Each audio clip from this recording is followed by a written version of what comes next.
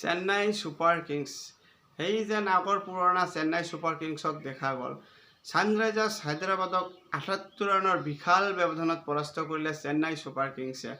মেচখনত প্ৰথমে বেটিং কৰি চেন্নাই ছুপাৰ কিংছে ২১২ ৰান সংগ্ৰহ কৰিছিলে ৩ উইকেটৰ বিনিময়ত, আৰু ইয়াৰ মূলতেই আছিল অধিনায়ক ঋতুৰাজ গাইকোৱাডৰ প্ৰশংসনীয় ইনিংছ। ৫৪টা বলৰ সন্মুখীন কৰি ৯৮ ৰানৰ যি ইনিংছ খেলিছিলে ঋতুৰাজ গাইকোৱাডে, ইয়াৰ মূলতেই চেন্নাই ছুপাৰ কিংছ দলে ২১২ ৰান সংগ্ৰহ কৰিব পাৰিছিলে।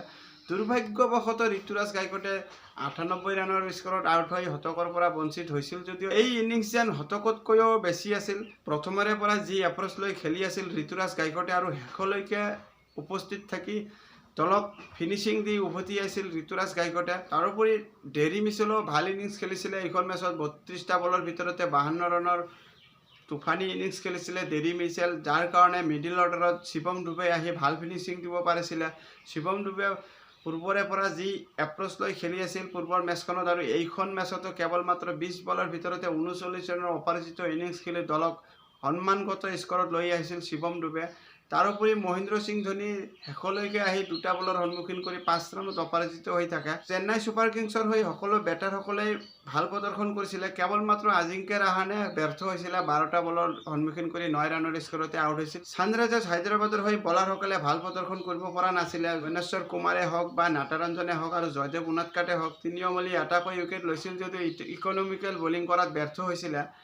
আৰু ছানৰাইজাৰ্ছ হায়দৰাবাদক যি পাৱাৰ হিটাৰ নামে জনাজাত চলিত IPL ছিজনত আৰু উপৰ্যুপৰি ২৫০+ স্ক'ৰ কৰি গৈ আছিল, কিন্তু পূৰ্বৰ মেচখনতো লক্ষ্য নিৰ্ধাৰণ কৰি পৰাজয় বৰণ কৰিবলগীয়া হৈছিল হায়দৰাবাদ দল, আৰু এইখন মেচতো যেন লক্ষ্য আগত লৈ ব্যৰ্থ হোৱা দেখা গৈছে হায়দৰাবাদ দলক।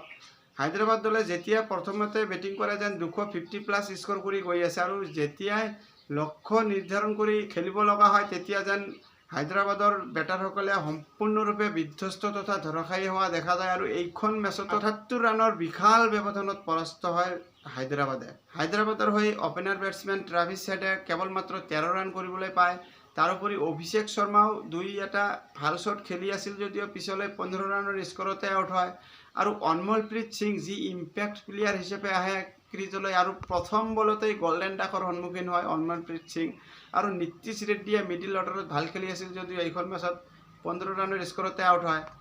আৰু হেনৰি কালাছনে কেৱল মাত্ৰ ২০ ৰানহে কৰিবলৈ পায় এইখন মেচত। তাৰোপৰি এডেম মাৰাক্ৰমেও ভাল এটা ইনিংছ খেলিছিলে, দলক এংকৰিং ভূমিকা গ্ৰহণ কৰি ৩২ ৰানৰ ইনিংছ খেলিছিল, আৰু মাৰাক্ৰমৰ এই স্কৰৰ ফলতেই হায়দৰাবাদ দলে হয়তো সন্মানগত স্কৰলৈ আহিব পাৰিছিলে। পিছলৈ আব্দুল ছামাদে ১৯ ৰান সংগ্ৰহ কৰিছিল, আৰু আব্দুল ছামাদৰ এই ১৯ ৰান নহ'লেও হয়তো দলে আৰু গভীৰ বিপদত পৰিলেহেঁতেন আৰু লজ্জাৰ সন্মুখীন হ'লহেঁতেন। আৰু চেন্নাই ছুপাৰ কিংছৰ হৈ তুষাৰ দেশপাণ্ডে প্ৰশংসনীয় বলিং কৰিছিলে। প্ৰথম পাৱাৰ প্লেৰ ভিতৰতেই ট্ৰাভিছ হেড আৰু অনমলপ্ৰীত সিঙক উপৰ্যুপৰি ২টাকৈ উইকেট লৈ যি ব্ৰেক থ্ৰু দিছিল, আৰু ইয়াৰ পৰাই ছানৰাইজাৰ্ছ হায়দৰাবাদে উঠিব পৰা নাছিল, আৰু পাৱাৰ প্লেৰ ভিতৰতে ৩টাকৈ উইকেট লৈছিল। আৰু ইয়াৰ পিছতেই চেন্নাই ছুপাৰ কিংছ দলৰ সকলো বলাৰসকলেই তুষাৰ দেশপাণ্ডেক উইকেট লোৱাক যি পাৰ্টনাৰশ্বিপ গঢ়ি তুলিছিল। ৰবীন্দ্ৰ জাদেজাও ইকনমিকেল বলিং কৰিছিল, মিডল অৰ্ডাৰত প্ৰেছাৰ মেইনটেইন কৰি বলিং কৰিছিল, কেৱল মাত্ৰ ২২ ৰান খৰচ কৰি এটা উইকেট লৈছিল। আৰু থিছা পাঠিৰানাও এইখন মেচত ২টা উইকেট লৈছিল, শাৰ্দুল ঠাকুৰেও এটা উইকেট লৈছিল, আৰু মুস্তাফিজুৰ ৰহমানেও 2টা উইকেট লৈছিল, যাৰ কাৰণে ছানৰাইজাৰ্ছ হায়দৰাবাদে ১৩৪ ৰানৰ ভিতৰতেই অল আউট হৈ গৈছিল, আৰু উপৰ্যুপৰি 2টা মেচত অল আউট হৈ আন এক কৃতিত্ব কৰিলে ছানৰাইজাৰ্ছ হায়দৰাবাদ দলে। আজিলৈ মেটচ প্ৰিভিউ এয়াই আছিল। ভিডিঅ'খন চাই যদি ভাল পালে তেনেহ'লে লাইক আৰু ছাবস্ক্ৰাইব কৰিব। ধন্যবাদ।